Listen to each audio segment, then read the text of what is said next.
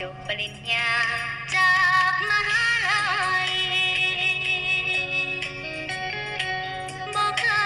ยเปลี่ยนใจลืมไหลน้องนาน้องเรียนภาษา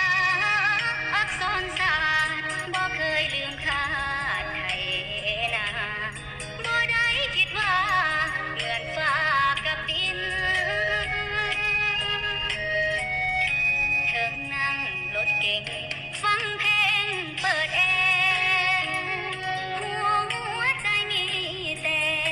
พ่อแม่ลุงป้าอ้าวอาได้กินอาหารเมืองนอ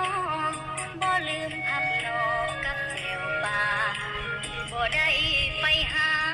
สายมาคู่เคียงบ่ได้ไกลท่าใจไขว้คว้าอายสูงเพียงฟ้าหาเรื่องว่าต่ำเพียงดินบ่ได้อยู่อย่างคนจนสาวๆหลายคนฝันไฟทวินเพราะอายอยู่กินมีเกียรติศักดิ์ศรีน้องก็เป็นคนสาวให้สาวนาจบปริญญาแต่หางานทำบ่มี ความหวังจึงพังสลายหักอายมาตั้งหลายปีพอกันวันนี้อายมีเมียแล้ว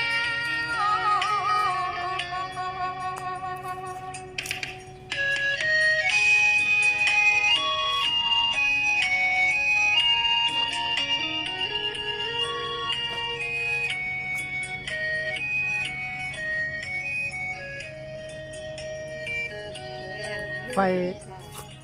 ไฟฮอตบ่เนาะมีปักเสียบไฟมาฮอตบ่ ใช่ เจ้า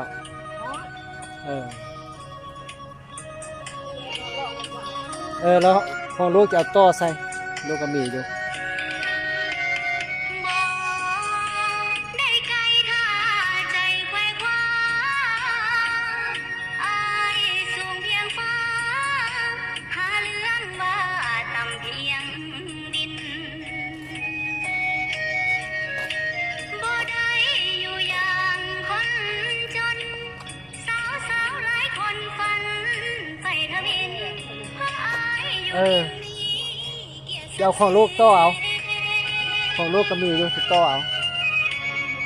เอาป้าหั่นก็ได้ สาวให้สาวนา